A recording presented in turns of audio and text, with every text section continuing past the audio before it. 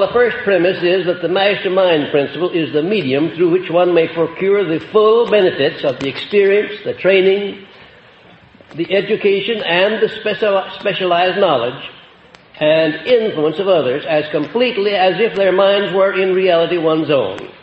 Isn't that a marvelous thing to contemplate? That whatever it is that you lack in education or in knowledge or in influence, you can always obtain it through somebody who has it. The exchange of favors, the exchange of knowledge, is one of the greatest exchanges in the world.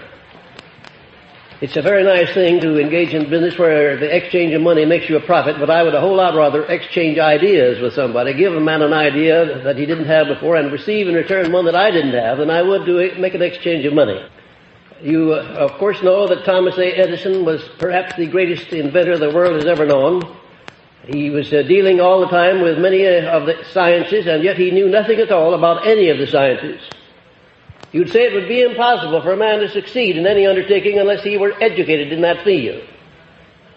I was astounded when I first talked to Andrew Carnegie to hear him say that he personally didn't know anything about the making or the marketing of steel. And I was so astounded at that statement, I said, well, Mr. Carnegie, just what is your part in this job here? What part do you play?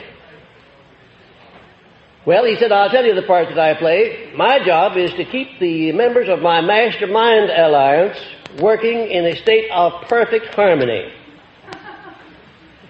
And I said, is that all you have to do? He said, well, have you ever tried to get any two people to agree on anything for 3 minutes in succession in your life?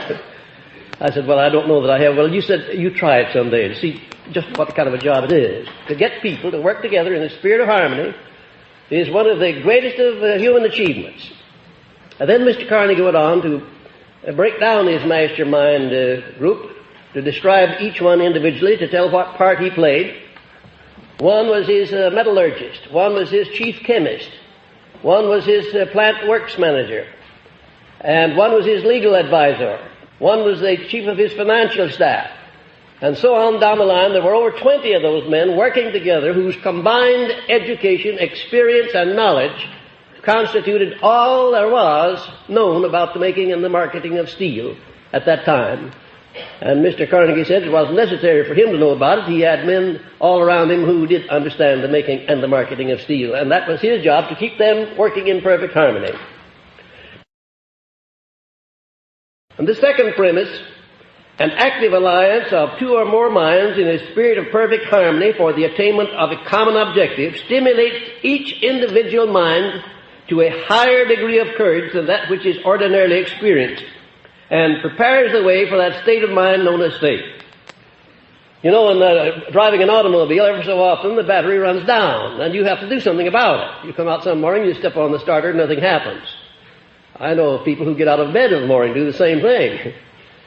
Nothing happens, except they feel badly. They don't want to put on their shoes. They don't want to get dressed. They don't even eat breakfast. Now, they need what do they need? Need the batteries charged, of course, and they have to have a source for doing it. It's a mighty fine thing if a man gets up in the morning feeling like that, and if he can have a little talk with his wife, for instance, and she's a good coordinator, and she helps to charge his batteries. The chances are when he comes home that night, he will come home with all of the rabbit skins that he went out to get. And the third premise, a mastermind alliance properly conducted stimulates each mind in the alliance to move with enthusiasm, personal initiative, imagination, and courage to a degree far above that which the individual experiences when moving without such an alliance. In my own early beginning, I had a mastermind alliance of 3 people. I had an alliance with Mr. Carnegie and with my stepmother. And we, through 3 people, nursed this philosophy through the stages when everybody else was laughing at me and making fun of me for undertaking to serve the richest man in the world for 20 years without any compensation. And there was a whole lot of logic to what they were saying, because at that time I wasn't getting very much compensation out of it, in the way of money at least. There came a time, however, when the laughing was on the other side of the face. But that took a long time, and there was plenty of blood and tears shed, I'll assure you, before I got to the point at which I could laugh back when the people laughed at me.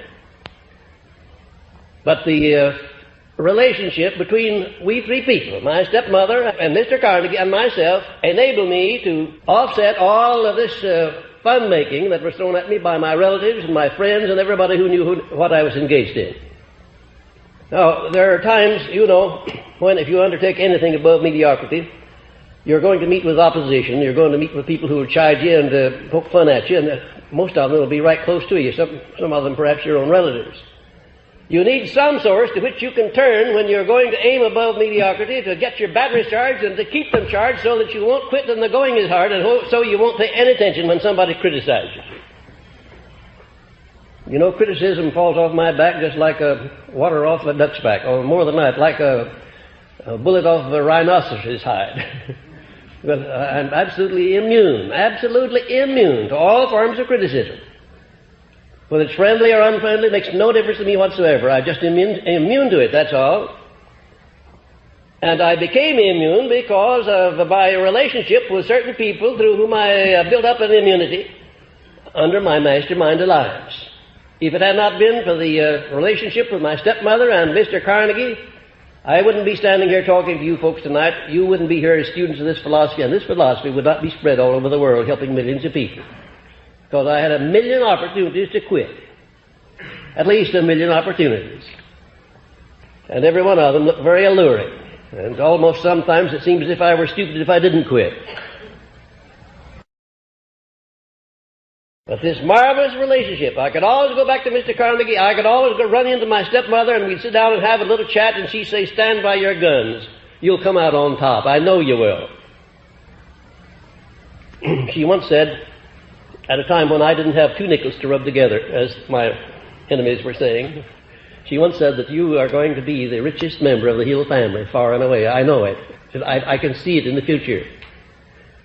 Well, if you would take all of my riches and put them together, I suspect that I have more riches than all of my relatives put together for 3 generations back, on both sides of the house. That's true. And my stepmother could see that. She could see that what I was doing was bound to make me rich. I don't have reference alone to monetary riches. I have reference to those higher and broader riches that you find when you get to where you can render service to so many people. And the fourth premise, to be effective, a mastermind alliance must be active. It must be active. You can't just form an alliance with somebody and say, "Now, that's it, we've got it. I'm lined up with this person, that person, the other person, we've got a mastermind alliance." It amounts to absolutely nothing until you become active. Every member of the alliance has got to step right in there and start pitching. Mentally, spiritually, physically, financially, every way that is necessary. They must engage in the pursuit of a definite purpose, and they must move with perfect harmony. Do you know the difference between perfect harmony and ordinary harmony? Do you know what it is? How many of you know the difference between perfect harmony and ordinary harmony? How many of you have ever had a relationship of perfect harmony with anybody? I'll tell you the truth. I suspect that I have had harmonious relationships with about as many people, maybe more people than any person living today, beyond any question of doubt. But I want to tell you that perfect harmony in relationship is about the rarest thing in the world. And I think I could count on the fingers of my 2 hands all of the people that I now know with whom I have a relationship of perfect harmony. I have a speaking acquaintance, a very nice, polite speaking acquaintance with a lot of people, but that's not perfect harmony. I have a working alliance with a lot of people. That's not harmony. Perfect harmony. Perfect harmony consists only when your relationship to the other fellow is such that if he wanted everything you have, you would willingly turn it over to him. Now, it takes a lot of unselfishness to put yourself in that frame of mind. Mr. Carnegie stressed time and time again the importance of this relationship of perfect harmony, because he said if you don't have perfect harmony in your mastermind alliance, it's not a mastermind alliance after all, it's just cooperation or coordination of effort. Without this factor of harmony, the alliance may be nothing more than ordinary cooperation or friendly coordination of effort. The mastermind gives one full access to the spiritual powers of the other members of the alliance. I want you to underscore that part in your notes. The mastermind gives one full access to the spiritual powers of the other members of his alliance. I'm not talking now about just the mental powers or the financial powers, but the spiritual powers. The feeling that you have when you begin to establish permanency in your mastermind relationship is going to be one of the most outstanding and pleasant experiences of your entire life. When you're engaged in the mastermind activity, I want to tell you that you have so much faith, you know that you can do anything that you start out to do. You have no doubts, you have no fears, you have no limitations. And that's a marvelous frame of mind to be in. And the sixth premise, yes, I just want to know if you're following me. It is the fifth. It is a matter of established record that all individual successes based upon any kind of achievement above mediocrity are attained through the mastermind principle and not by individual effort alone. Just imagine how little you could accomplish if you didn't have the cooperation of other people. Suppose that you're in a profession. Suppose you're a dentist or a lawyer or a doctor or an osteopath or anybody in the profession.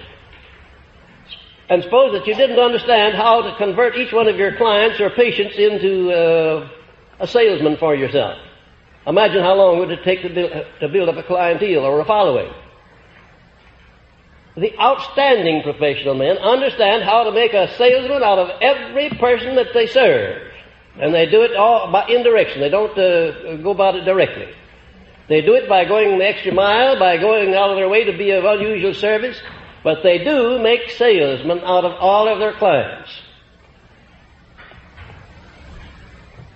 Most successes are the result of personal power, and personal power of sufficient proportions to enable one to rise above mediocrity is not possible without the application of the mastermind principle.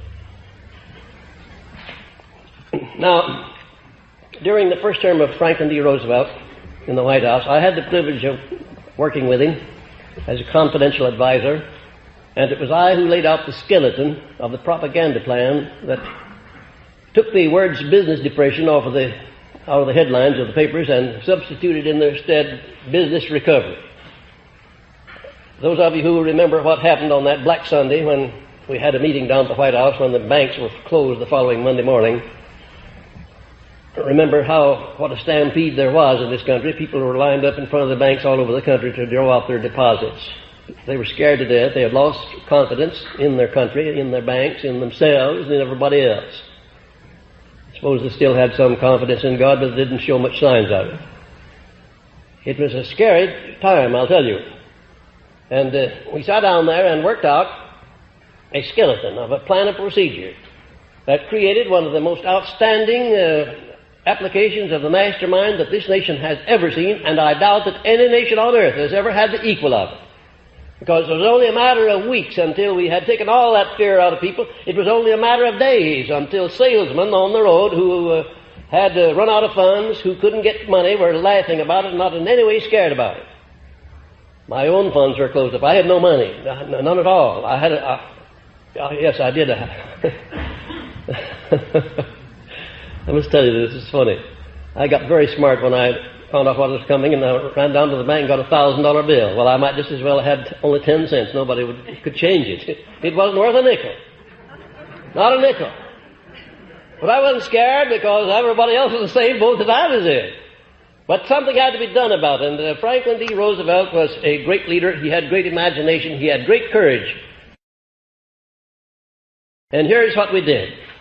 First of all, we got both houses of Congress working in harmony with the President. The first time in the history of this nation that both houses of Congress, Democrats and Republicans alike, got behind the President and forgot about what their political faiths happened to be. In other words, there were no Democrats, there were no Republicans, they were just Americans down there backing the President and everything that he needed in order to stop that stampede of fear. I have never seen anything to equal it in my life. I never hope to see it again. I wish I could, but I don't hope to.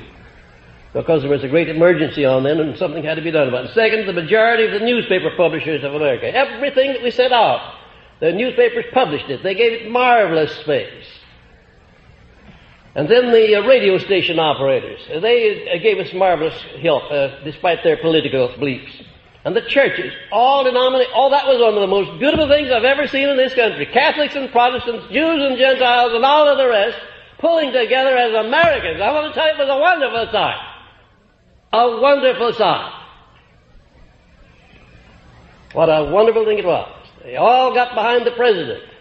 Every one of them made some sort of a contribution toward reestablishing faith in the people of this country. But during these hectic days, I want to tell you that there wasn't any doubt in the minds of the majority of the people. I don't know, I didn't come in contact with anybody who didn't think that Mr. Roosevelt was the only man, the finest man that could possibly have handled that chaotic condition.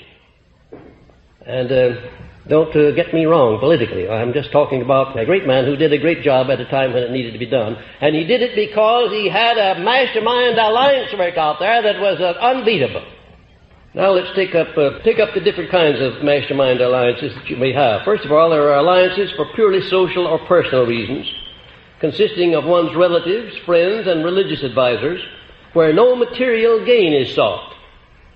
The most important of this type is the mastermind alliance which may exist between a man and his wife.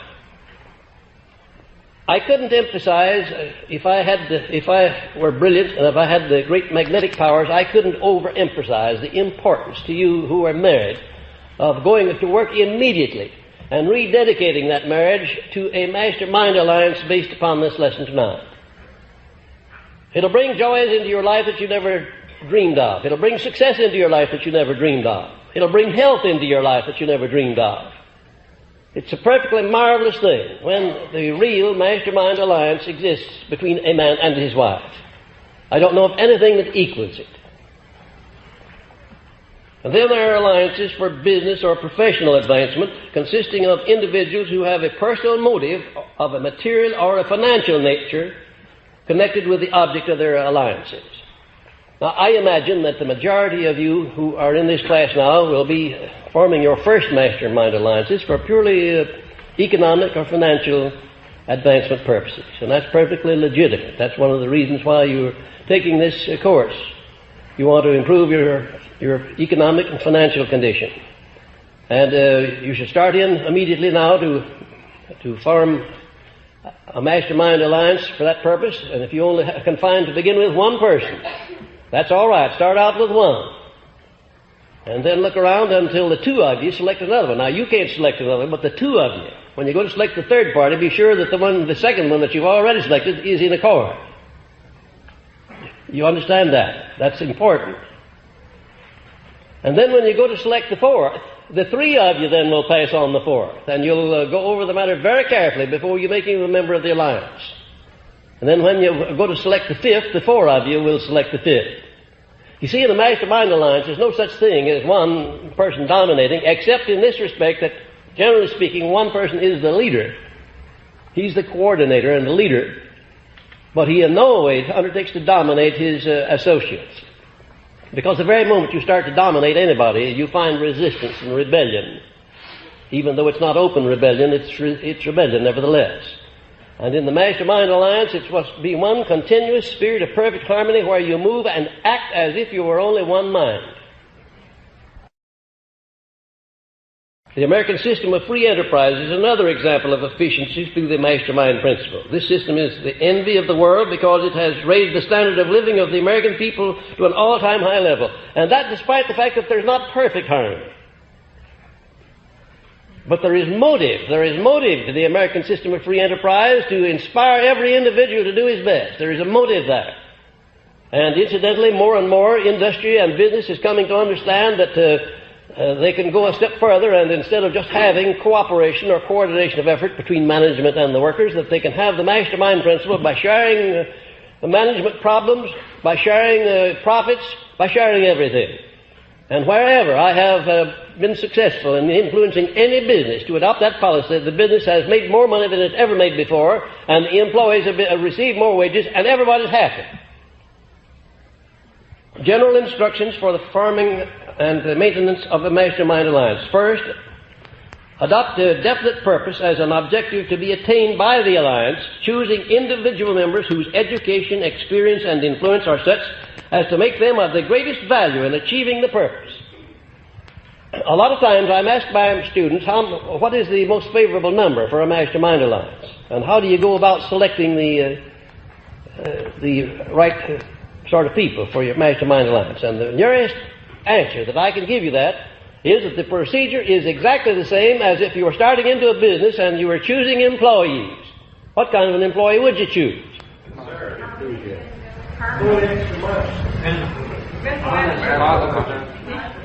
Marvelous. I see the sparks flying. Wonderful. Wonderful. Dependability at the top of the list. If a person is not dependable, I don't want any part of him in a business transaction. No part of him, no matter how brilliant he may be, no matter how well educated he may be, the more educated he is, the more dangerous he may be if he's not dependable. And if he's not loyal, I would say the same thing. If an individual is not loyalty to those to whom he owes loyalty, then to me he has no character whatsoever, and I want no part of him. Dependability and loyalty, and then after that comes what? Ability to do the job. Ability. Look, notice where I place ability, down at third place. I'm not interested in the man's ability until I find out whether he's dependable and whether he is loyal. And then what would you say came after that in my category, my book of rules? Number 4, positive mental attitude, of course. What good is a negative wet blanket around you? Why, you could pay him to stay away and then be ahead of the game. And number 5, what would that be? Going the extra mile. That is right. And number 6, what would you say that is? Faith. Applied faith. Now let me tell you, when you find people that come up to all of those 6 traits, I want to tell you, you've really found somebody. You're in the presence of royalty. Some businesses, if you're only running a peanut stand or 2, you maybe need only 1 person. But if you're running a chain of peanut stands, you might need 100 persons. And then as to the qualifications of a mastermind ally, first of all, take those 6 points that I gave you, and there are the qualifications. There are the qualifications for your mastermind. There must be dependability. There must be loyalty. Must be ability. Must be a positive mental attitude. Must be willing to go the extra mile. Applied faith. Now there you are. If you want to know what the qualifications of your mastermind allies are, there it is. And don't settle for anything less. If you find a man that has 5 of those qualities and doesn't have all 6 of them, you better beware of him before you start. Because they're all essential in a mastermind relationship. You can check very carefully and see that that's true. You couldn't have perfect harmony unless you were working with somebody who checked 100% on all of those 6 points. You just couldn't have a mastermind alliance. You might have a working arrangement like so many people do, but it wouldn't embrace all of the potential values of the mastermind.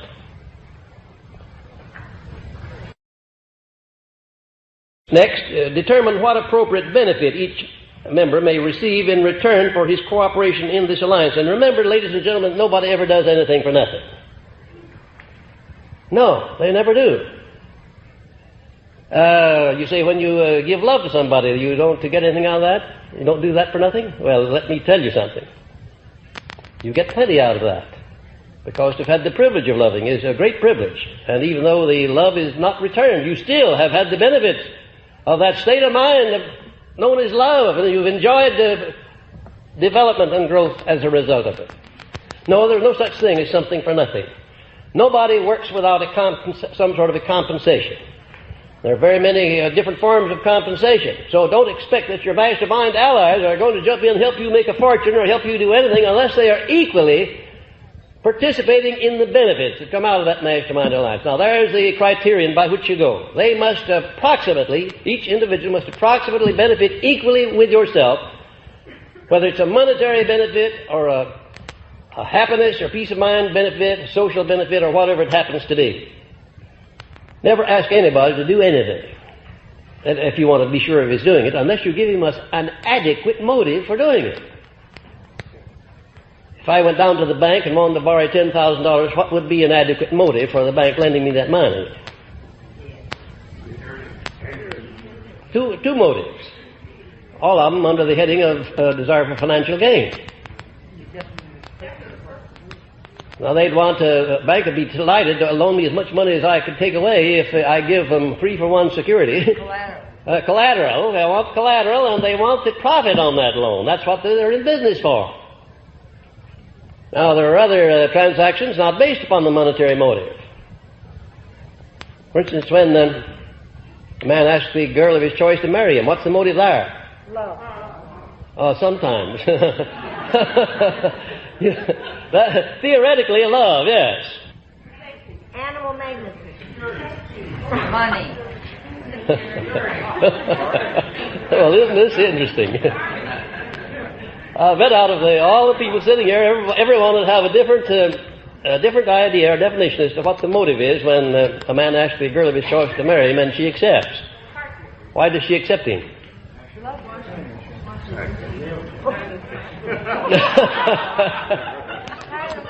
I want to tell you that when my father brought my stepmother home, he was just a farmer. He never had on a white shirt or a tie. He was afraid of white shirts and ties. He wore blue cotton shirts. And my stepmother was a college woman. She was well educated, and they were as different as the North Pole and the South Pole. And I wondered all of my life until one day just how he happened to be able to sell himself to her. Of course, she cleaned him up and put a white shirt on him and made him look like somebody, but nevertheless, it took her quite a little while to do it.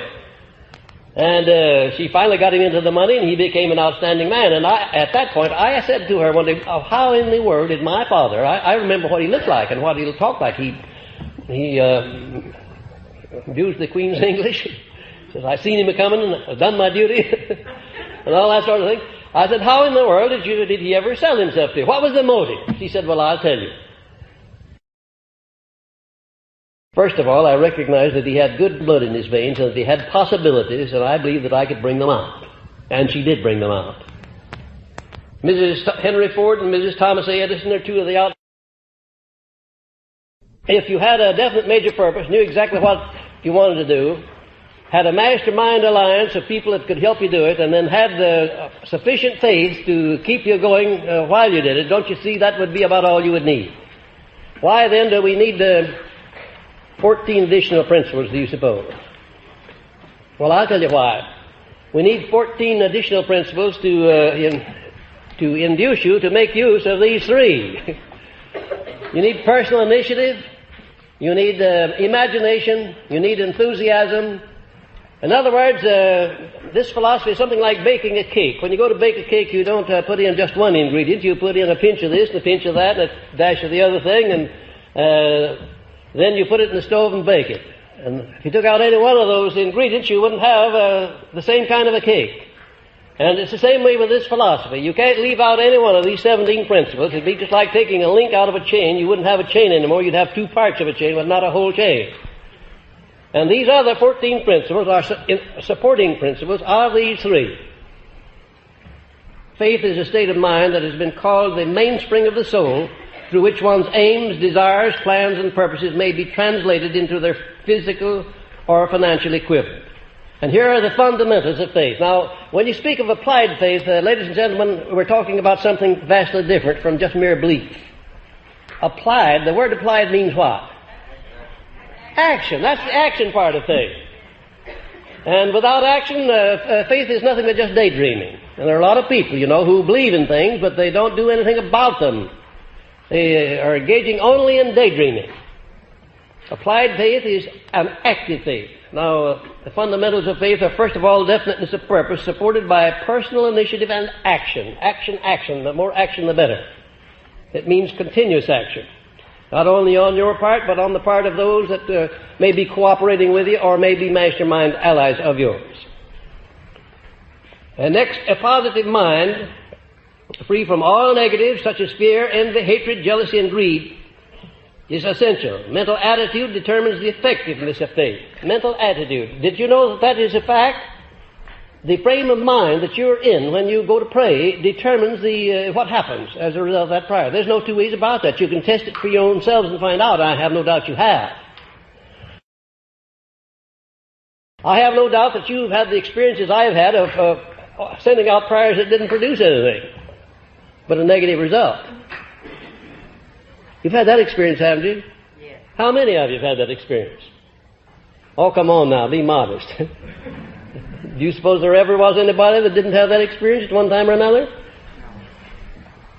I want to tell you that when you go to prayer, unless you have such absolute faith that whatever you are going after, that you're going to acquire, that you can see it in advance in your possession before you start asking for it, the chances are that the effect of your prayer is going to be negative. And next, a mastermind alliance with one or more people who radiate courage based on faith and are suited mentally and spiritually to one's needs in carrying out a given purpose. I'm talking to you now about the elements or the constituent parts or the premises that go into the business of applied faith. And next,